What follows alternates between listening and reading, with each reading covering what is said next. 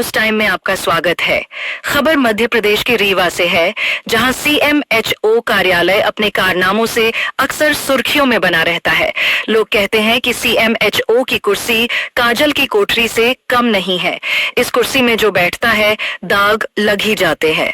विगत कुछ वर्ष पहले RKS रोगी कल्याण समिति में फर्जी नियुक्ति के मामले का केस हाईकोर्ट में विचाराधीन है, जिसमें कई CMHO साहब के ऊपर दाग लगे हैं। वहीं पूर्व CMHO डॉक्टर नामदेव की कुर्सी फर्जी नियुक्ति के कारण हटाया गया है। वही अक्सर विवादों से गहरा नाता रखने वाले शिवशंकर तिवारी कलेक्टर के यहां पहुंचकर इच्छा मृत्यु मांगने के साथ वर्तमान CMHO साहब पर कई गंभीर आरोप लगाया है। अब क्या कलेक्टर रीवा कोई टीम गठित कर जांच करवाएगी अथवा स्वास्थ्य विभाग में नूरा कुश्ती का दौर चलता रहेगा? मैं शिवशंकर तिवारी प्रभारी APM के पद पर CMHO कार्यालय में पदस्थ हूँ। मुझे जब से डॉक्टर संजीव शुक्ला CMHO बने हैं, विगत 1 वर्ष के अंदर मुझे कई बार हटाने के लिए कई बार आदेश जारी किए, जबकि उस संदर्भ में माननीय उच्च न्यायालय के लगातार स्थगन भी प्राप्त होते रहे हैं।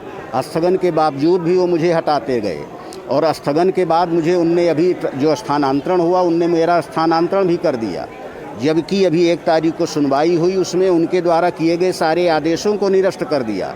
मुझे डराया गया, धमकाया गया कि आपको सस्पेंड कर दूंगा, टर्मिनेट कर दूंगा, तो मैं उनके आदेश का पालन करते हुए ज्वाइन कर लिया। मेरी वेतन भी रोक दिए। मेरे पास 3 बेटियां हैं, तीनों बेटियाओं को इस जुलाई महीने में एडमिशन करवाना है।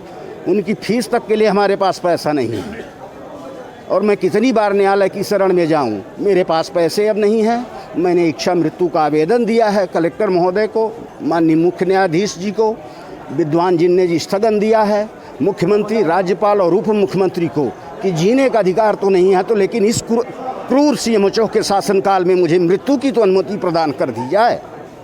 ये भ्रष्टाचारी है, ये दलाल पाल रखा है कार्यालय में।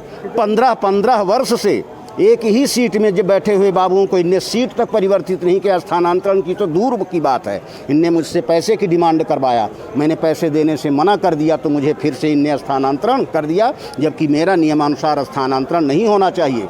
कलेक्टर महोदय, प्रभारी मंत्री महोदय को भी गुमराह किया।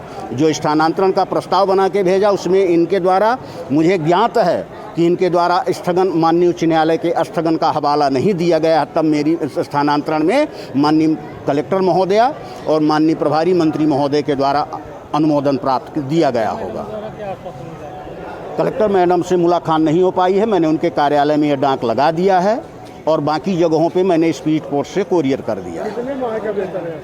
जुलाई महीने का, 1 माह का, जून पेड जुलाई जो मिलना चाहिए। जब मैं नियमित ड्यूटी कर रहा हूँ तो मेरी नियमित वेतन मिलनी चाहिए।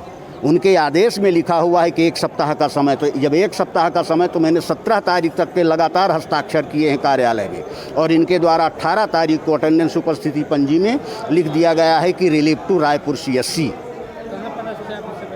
हम इस समय रायपुर में मैंने ज्वाइन कर लिया है, लेकिन माननीय उच्च न्यायालय ने मुझे अभी 1 तारीख को जो आदेश अंतिम निर्णय पारित किया गया है तो उनके सारे आदेशों को निरस्त कर दिया गया है। अब ये CMHO के विवेक पर निर्भर करता है कि वो मुझे वापस लेते हैं या नहीं लेते हैं।